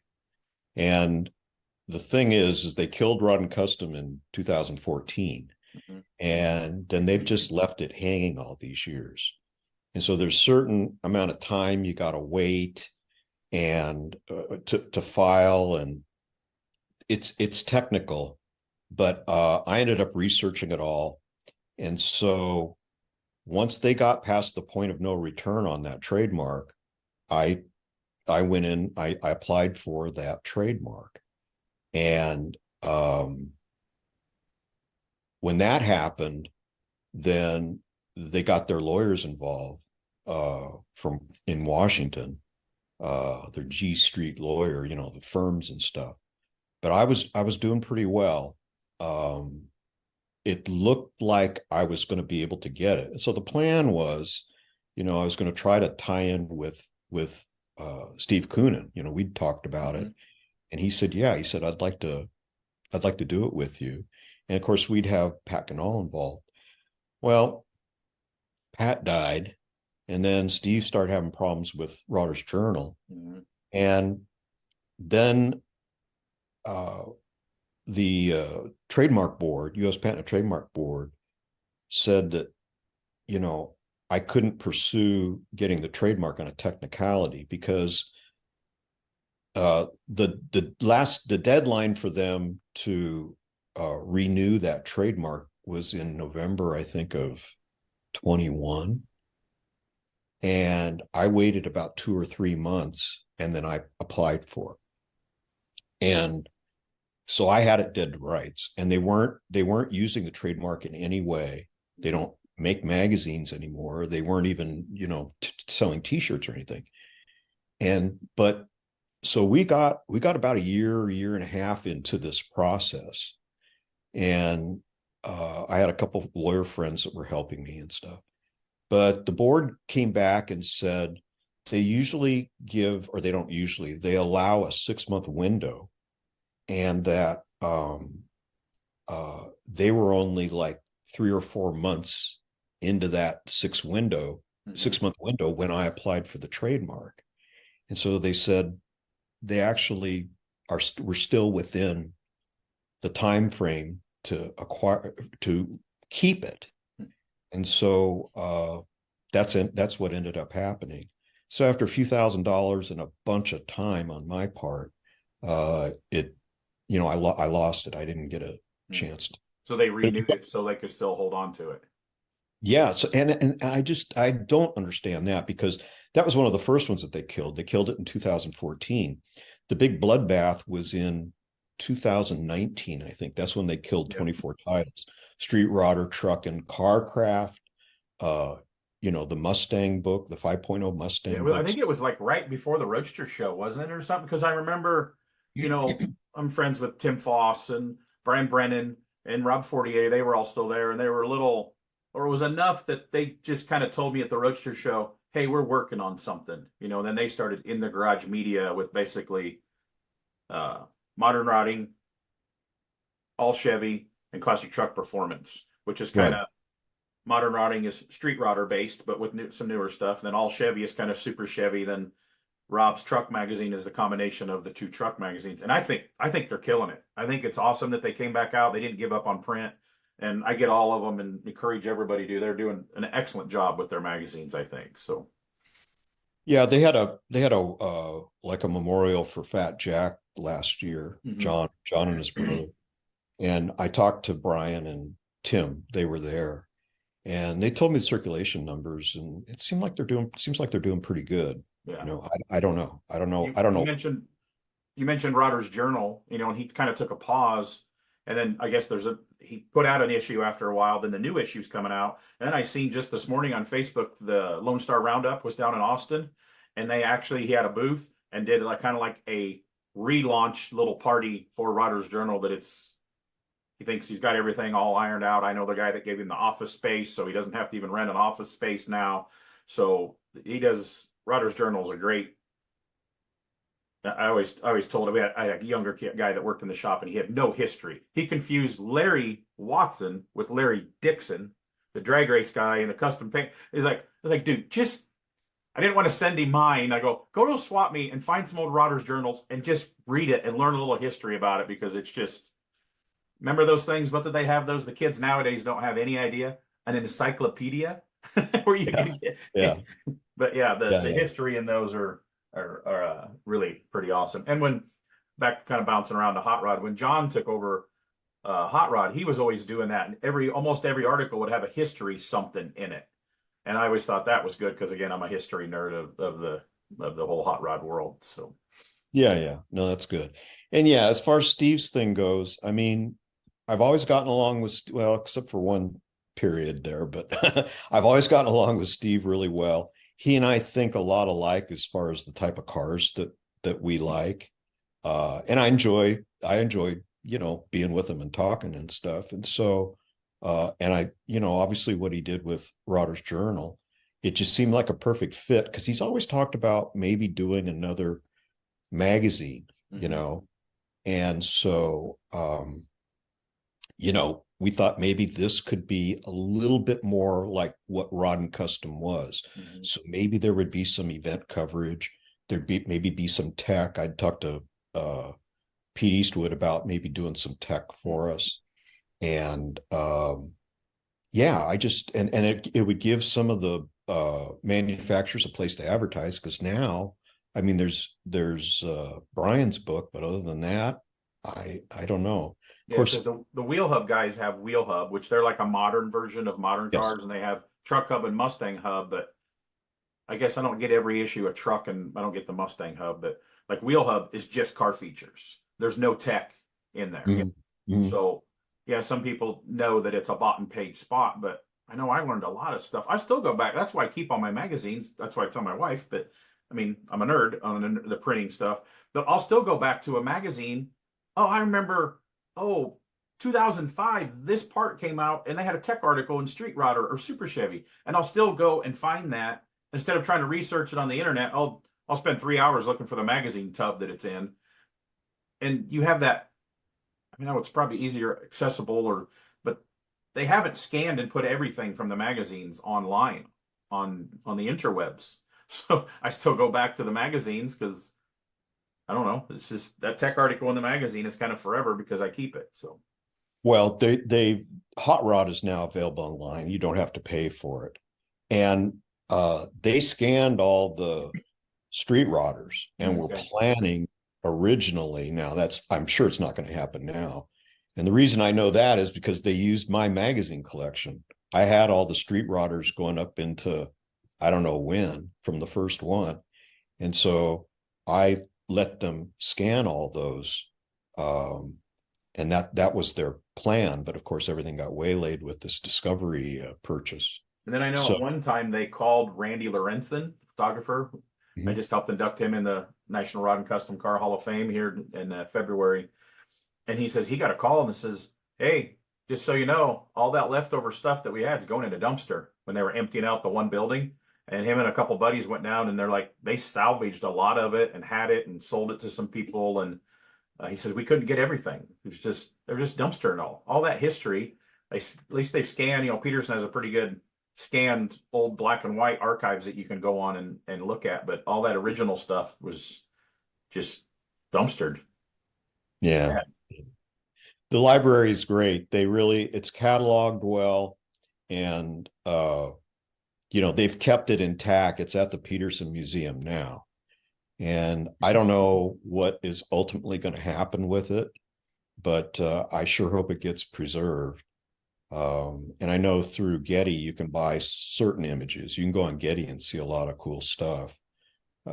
So we'll see. But boy, it sure helped me because I was doing, like I did a article on streamlined dragsters. And I mean, I had like 40 streamlined dragsters from the 50s and 60s, even 70s. And I did a thing on sidewinders, those old sidewinder dragsters. And they had all this material there. It was great. So I'd kind of go to when they covered like a drag race back in 1953 or whatever, and I could go through the images. It was really great. Awesome. And so it's like I said, and they religiously cataloged and kept all the negatives. Yeah. Now, maybe what they were throwing away was prints. And if so, you can still get. The way I understood, I think he said they were prints and like they had perfect copies of everything that was at one of the old original buildings. So it wasn't stuff at the Peterson. It was, oh, we got this last warehouse. And what was the one was it Wilshire Boulevard? It was one of those locations, one of those historic locations. They were finally clearing out the last section of where the building got sold, tore down, or something like that. And this is quite a few years ago, but he's like, yeah, we went and saved a lot of the stuff that we could. So, yeah, I mean, the original Peterson building on Sunset was torn down years ago, which was a shame. And then they blew out of the one on Wilshire because by the time I started working for them in 2012, they're in El Segundo, which is where they are now. okay. So that was that, So what other cars do you want to talk about that you were part of that you were just proud of being part of, or a design, or before we talk about what you're doing now? We hit some pretty heavy ones there. We've talked over an hour and 20 minutes so far. You told me this was only going to take an hour. I was like, yeah, plan for an hour, and it's usually an hour. Well, we did Daryl Starber, but we were at his house hanging out. We're good friends, so we were staying there. We did 3 hours with him, and we had to break it up into 3 sections. So, wow. Yeah. So you've been a part of great things in the industry, and due to your Facebook, I've seen that Jeff Beck passed away, of course, and you got asked by Eric Clapton to design all the art for all the shirts and posters and everything, and you went to London for the tribute concert. Yeah, it was great. I mean, it's sad what 2023. happened. Pardon? It was 2023, correct? That was Yeah, it was almost a year ago. Yeah. So, I had anytime Jeff was out here, he'd have backstage passes for my wife and I. So we'd go see him, and as much as he was into music, he was also really into hot rods. I mean, genuinely. And so when he'd see me, he'd go, Tom, and he'd want to show me whatever it was he was working on. So we saw him in November of, well, anyways, last time he blew through here, I think it was November of 22. He came through Nashville about 3 months before he passed. He opened for and then played with ZZ Top here locally in Oh, okay. Nashville. So we got to see him on his last little tour before he passed. Well, he had a tour through California and he was up north and then in LA. And then he played in Anaheim right by Disneyland. And so my wife and I went to see him there. And he was just finishing up his chopped two-door highboy. And he was telling me about the firewall that because they chromed the fire. It's done in a 60s style. So it's got a flat firewall. And he said he had to take the firewall back to the plater 3 times and all this. The thing that always blew me away was, he was just this mega guitar hero. And yet when he'd see me, he'd want to show me the car stuff and find out what I was doing and stuff like that. So it just kind of blew me away. I remember the first time I was a little kid, my dad had street rodder and popular hot rodding. That's what came to our house most of the time. And I remember there was an article, probably late 70s in street rodder of him because he had like a Milner clone. He had an American Graffiti coupe clone and a few of his other cars. And I just remember my dad had that probably 79 or something like that in street rodder. It's like, oh, okay. Yeah. Yeah. Now he was genuinely into it. I mean, it was, US, it was American, and he was into all that. And anyway, so he died suddenly in January of last year.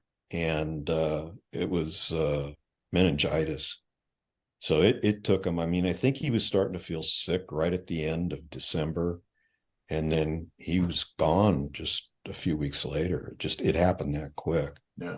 So when back in 2010, Eric Clapton and Jeff Beck toured together. And they did like, I don't know, 10 or 12 shows in the United States. And Eric's, and I've done design work for Eric too through Roy Brizio. Mm-hmm. And so I had gotten to meet him. I normally don't do that. I usually don't, get involved because, I don't know. I just want I just don't want to, I don't know. It's hard to explain, but anyway, but I did meet him. We had lunch and it was great because he's one of my heroes too. And so anyway, they were doing this tour. And so Eric's road guy called me up, Nigel, and Nigel said, we want you to design the t-shirt for this tour. And so we talked about it for a while and he kind of told me what Eric wanted and what Jeff wanted. So I ended up doing the front end of a Roadster, Highboy Roadster on the front with, the wording and everything. And then the back of a Highboy Roadster on the back of the shirt. And it had all the tour dates and where the cities were and all that. And they loved it, So right after Jeff died, Nigel called me up and said, we're going to do a tribute and it's going to take a little while here. We got to kind of get it arranged, but we'd like to have you do the shirt and we'd like it to be a variation. We'd like you to do 2 shirt designs and we'd like one of them to be a variation of that one you did for Jeff and Eric. So that was one of them. And then the other one I did was basically kind of a tight shot of a Stratocaster. And then I did all the lettering and everything. And then they made a poster out of the Roadster one. And so, he had told me, he said, look, this is going to be for charity. So, we really would rather not have to pay you. And I said, it's an honor, I'll do it.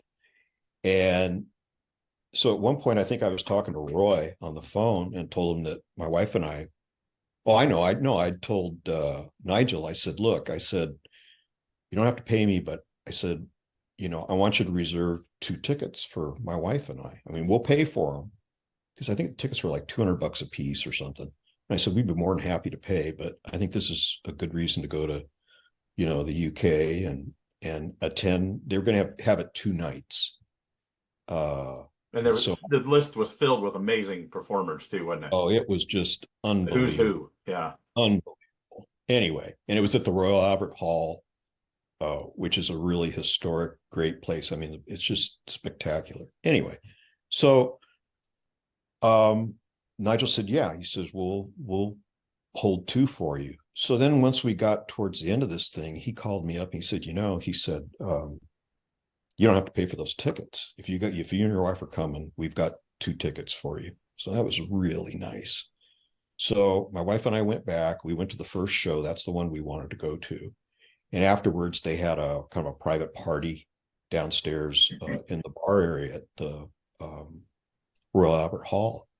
And so, Roy was there and a number of other people that I knew. And my wife even saw Patty Boyd. Patty Boyd was married to George Harrison and Eric Clapton.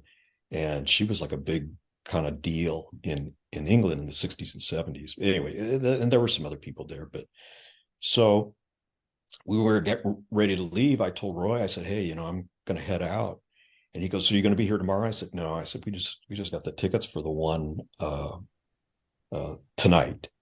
And he says, well, would you, if you had tickets for tomorrow night, would you go? And I said, well, yeah, but I said, we don't, and that's fine. He says, well, would you if you got tickets? I said, yeah, I would.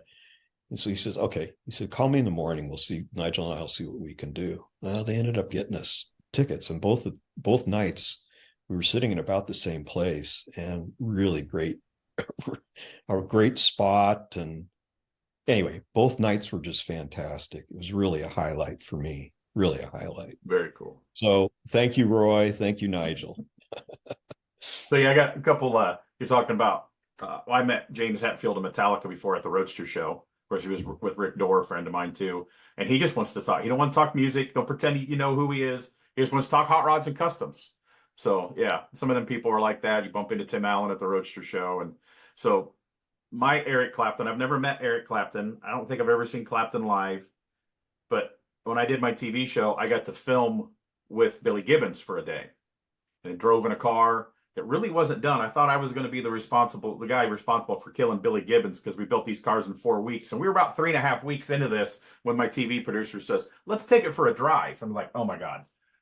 So it all worked out okay. But then when he leaves, he gives you a business card, not his real business card, but his here's a fan business card with his email address and like a phone number that probably doesn't ever go to nothing. And it says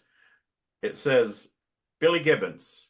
Then at the bottom, it says friend of Eric Clapton.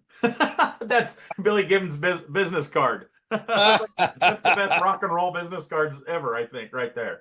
Yeah, he brags that he's a friend of Clapton. Yeah, so you need a new business card. Thom Taylor, friend of Eric Clapton. You need to there you go. There you go. Yeah.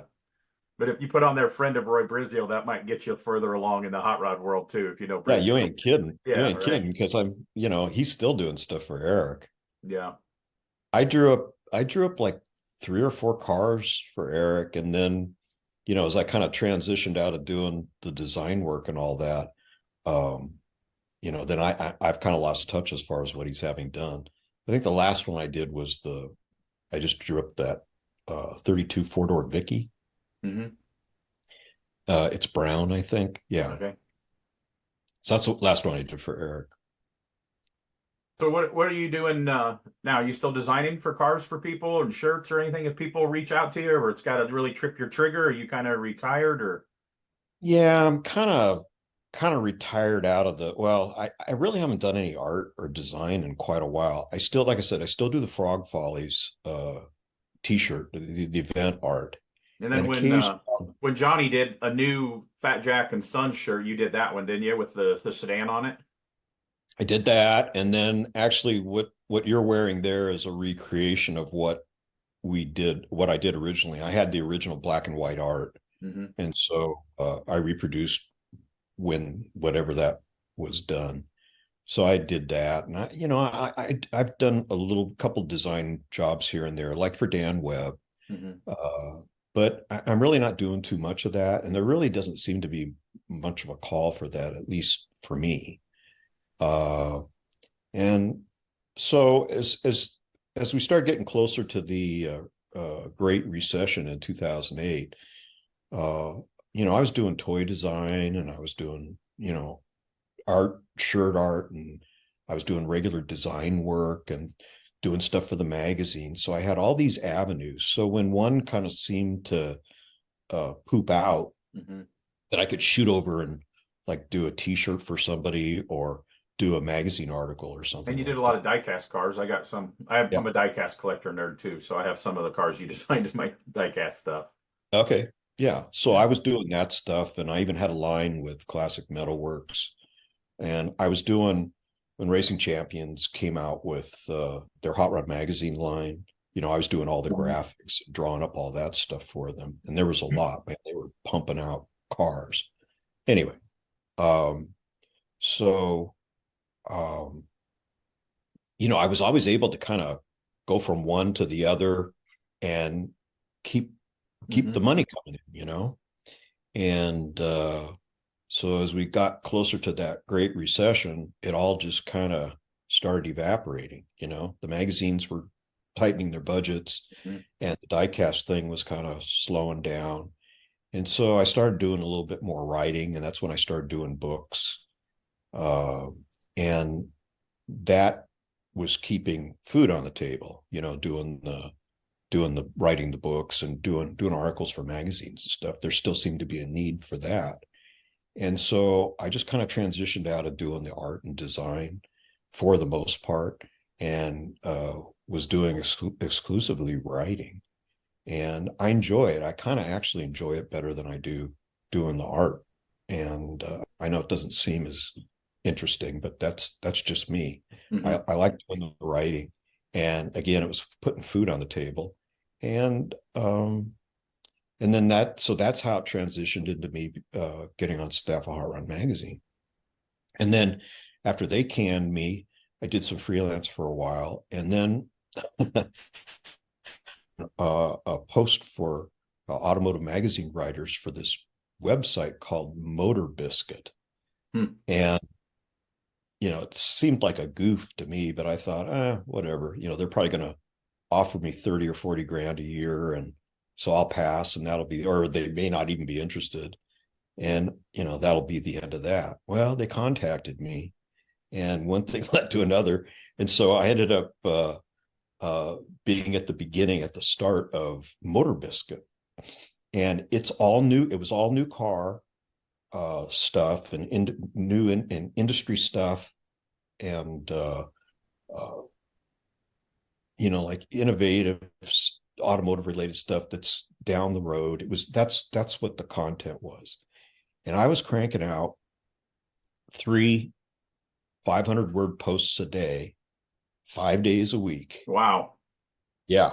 And so you had to be familiar with the industry, be familiar with cars that are being introduced, and then you got to start writing away, because if you fiddle around, you end up pushing off into the weekend.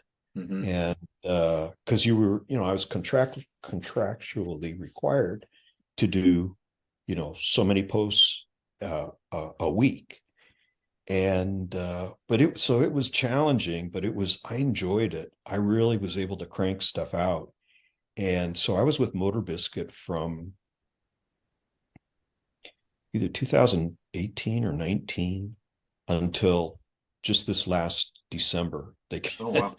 They folded up the company. And it has since been bought out by another company.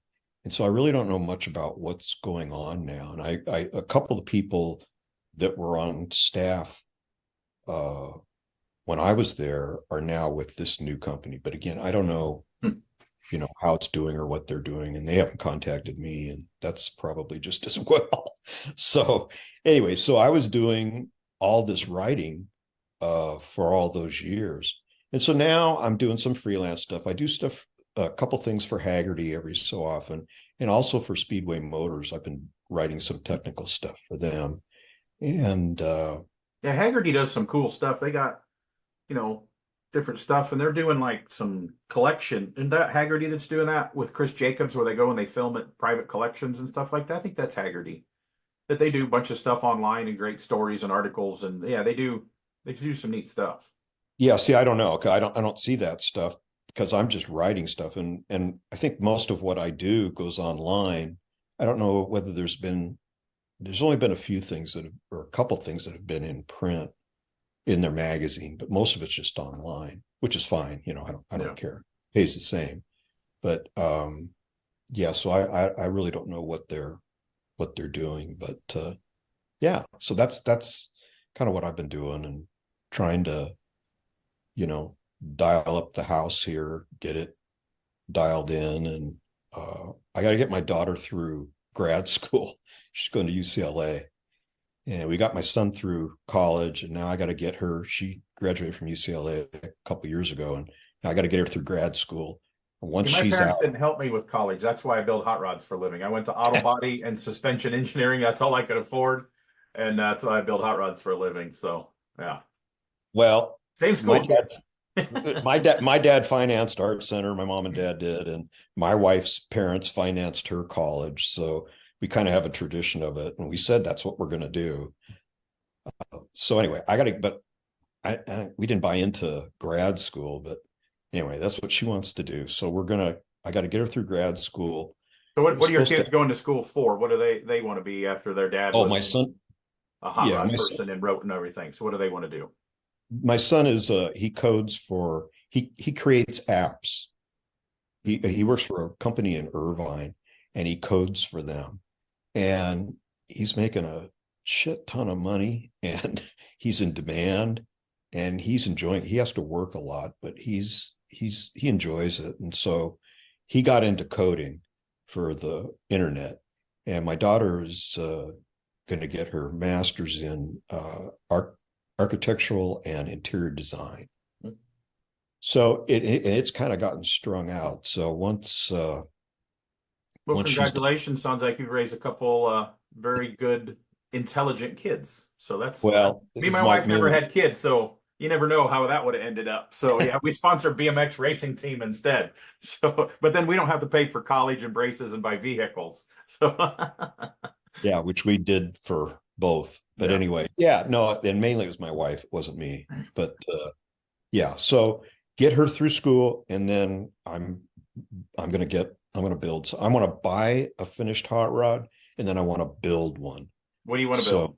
Without, I always ask people. I started doing this last week we interviewed Rob Ida, and I was like, without giving out too many things, you can just say pass on this question, because there are people that listen or used to read magazines. Oh, I want to build this. Then somebody would jump and try to beat you to the punch. So you don't have to give every key item. But what do you see yourself building? What do you want to do?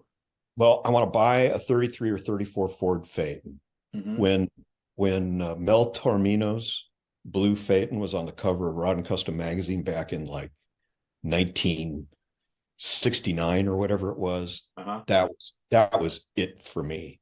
And I've always been a Phaeton freak. I've always loved them. Didn't you put out artwork on something like that, or you mentioned that car or something? Maybe you did a post. I remember you did one time. Maybe not. I don't know. I don't know. The car had wire you'll wheels see. on it, didn't it? Yeah, it had Buick Skylark wire Okay. wheels. Yeah. And it was a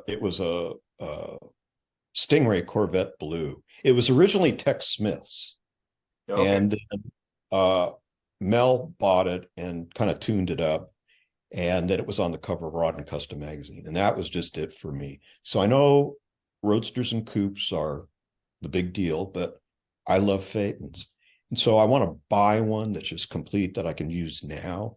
But then I want to build, and this is really weird because this has happened to both me and Pete Eastwood at about the same time. I used to pass on 30 and 31 Model A's. I just never found them very attractive. I was into 28, 29, and then of course 32s and what have you. But lately, we've both been getting turned on by 30, 31 Roadsters and Phaetons. So what I want to do is I want to get a 30, 31 Phaeton body, put it on 32 rails, and just do a really basic, simple car. This needs to be smacked in the front. I want to put 16-inch bent spoke Kelseys in the front, and then 17-inch bent spoke Kelseys from Packard in the back. And so it'll have bent spoke Kelseys. They'll be, car will be black. They'll be painted orange. Just a simple small block Chevy I'd like to run a Muncie 4-speed, and then I've got a Cyclone quick change rear end. Chop the top or chop the windshield, lean it back, and then just run a top that the back isn't really leaned forward, just a slight bit. And then just beat the hell out of it. That's what I want to do.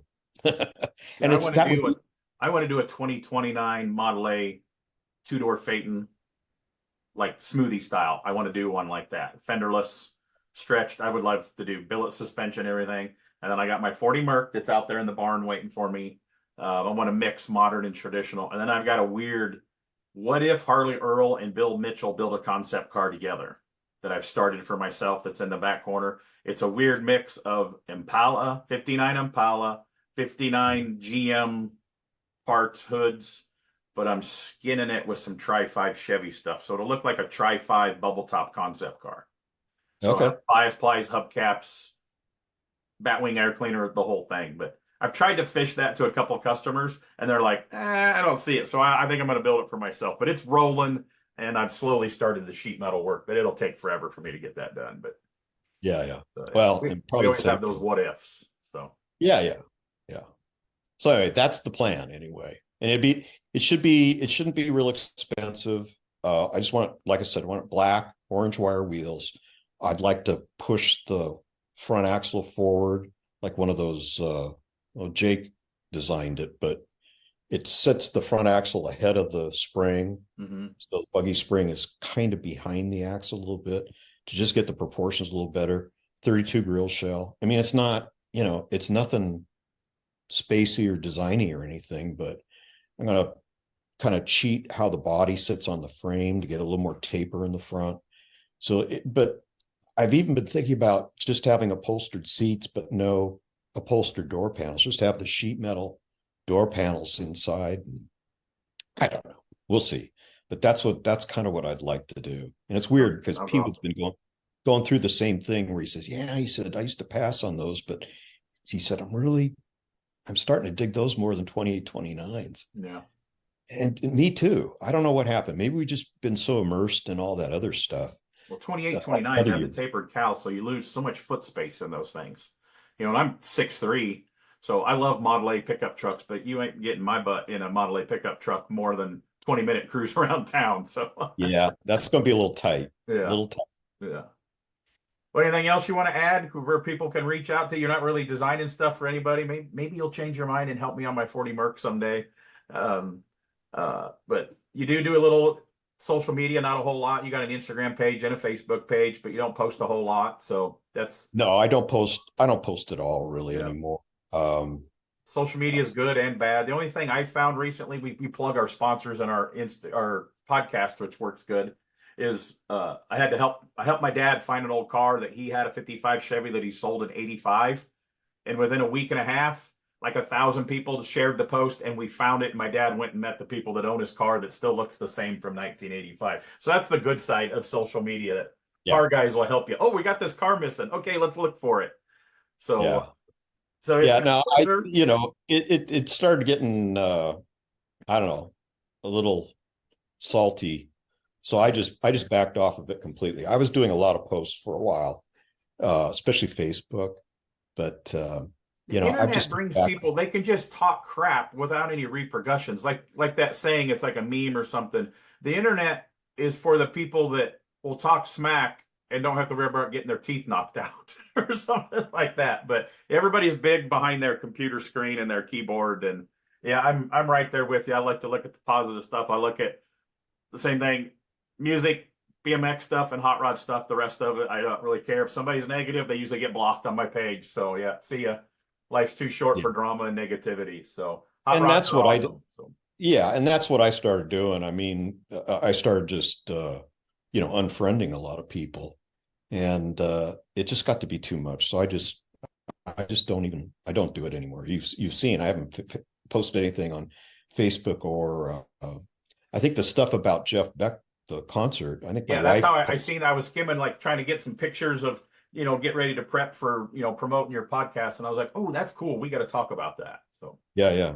But that was, I think she posted it, and that's how it ended up on my Facebook page. But people can contact me through Facebook. I mean, just private message me or whatever.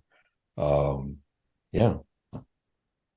So I want to thank you for finally taking the time and all the cancellations we did, but we finally got this recorded. We have, I think we did an hour and 45, 50 minutes there. So I think we'll try to Yeah. put this on in one episode, not break it up. But yeah, we get Well, and we didn't even talk about all the sport truck stuff.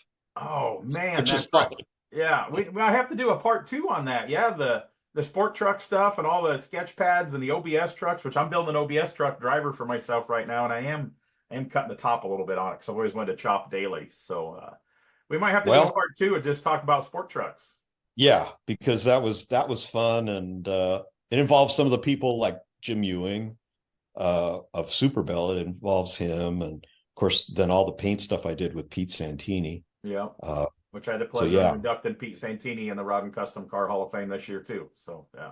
Yeah, he had asked me about it, and I said, "Yeah, do it." He goes, "Well, I guess I gotta fly to wherever it is, Tulsa, Oklahoma." I think the next induction, because they actually put me on the board, so me and my wife are the youngest on the board, so we get to do all the hard work, order the plaques, and do all the send out the voting ballots and all that to the rest of the board. But now that the Rod and Custom Hall of Fame Museum is no longer at Starbirds in Oklahoma, it's part of the Museum American Speed in Lincoln, Nebraska. So I think the next induction that we will do next year will be at the museum in Lincoln. I think we're going to bounce them around a little bit.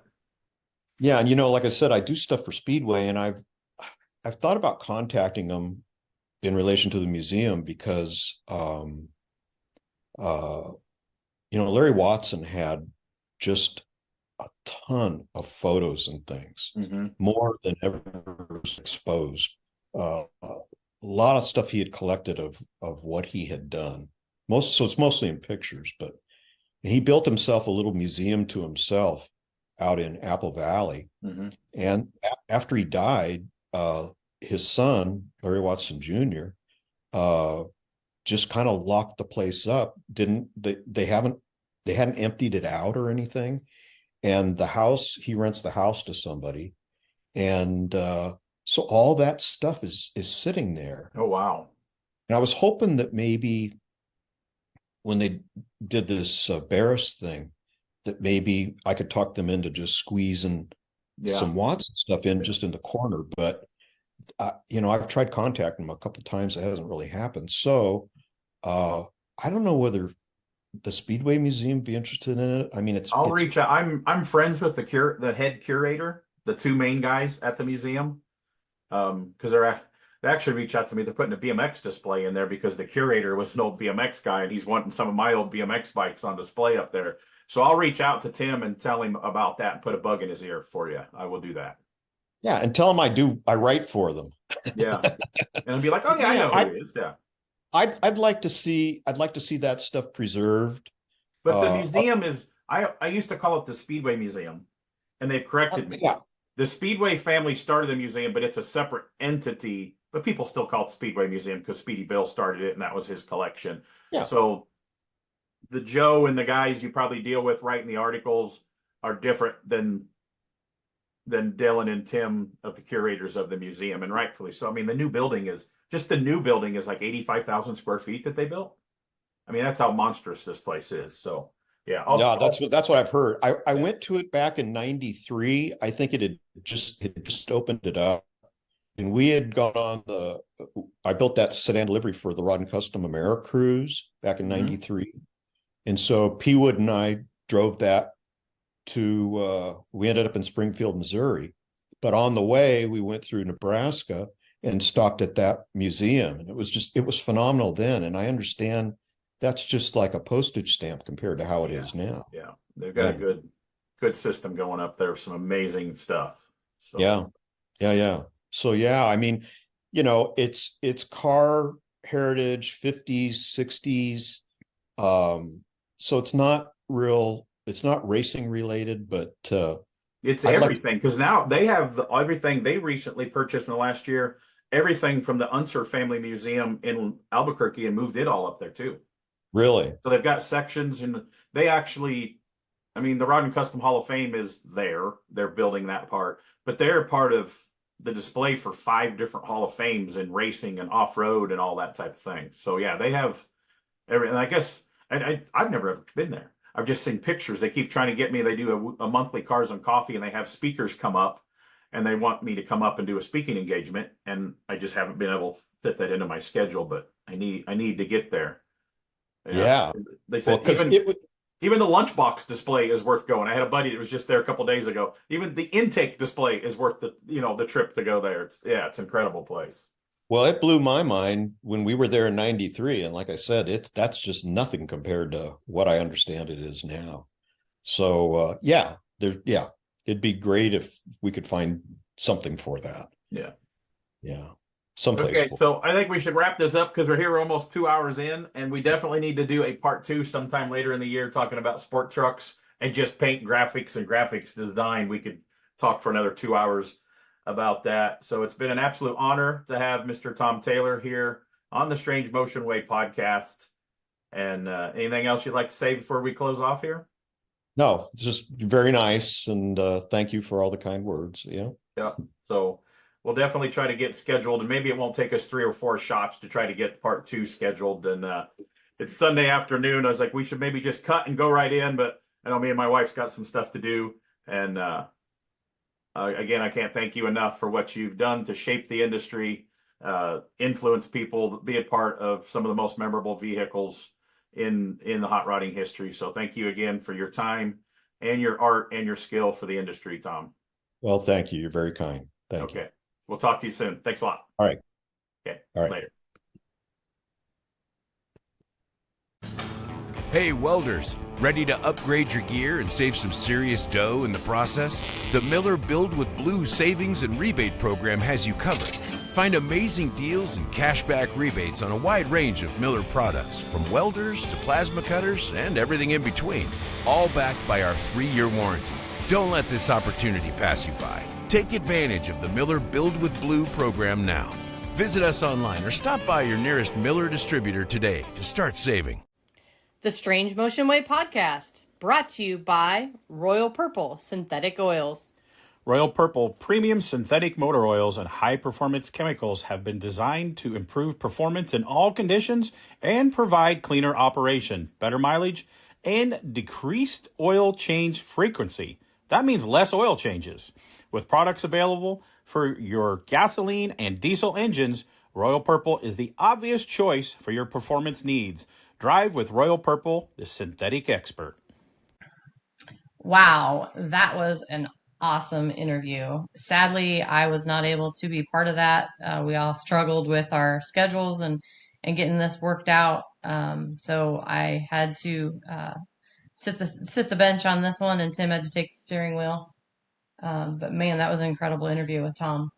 Yeah, not only is his history of all the great cars that he designed, from Shazoom to the smoothie look with Boyd Coddington, they worked on it together to start that lasted a long time, and cars still being built in that style. I thought it was really interesting hearing about him trying to get, with a couple buddies, to get Rod and Custom back going. Hope eventually they make that happen. If Motor Trend people are listening, let go of it. Sell the names. Let other people do some stuff if you're not going to do anything with it. So yeah, then he says, "Oh man, we forgot the sport truck era." So hopefully we'll get him back on for a part 2 sometime here later this year. And next week, we've had this one in the box recorded for a while, so we have no visual on this, no video. It was sound only. This one was another fun one. Again, going back to the Darryl Starbird indoor car show in February, where we decided to finally get the equipment out and start recording some podcasts. This one, are you ready for another zinger? We have the great Gene Winfield coming up next week. That's right. Tune in next week, folks.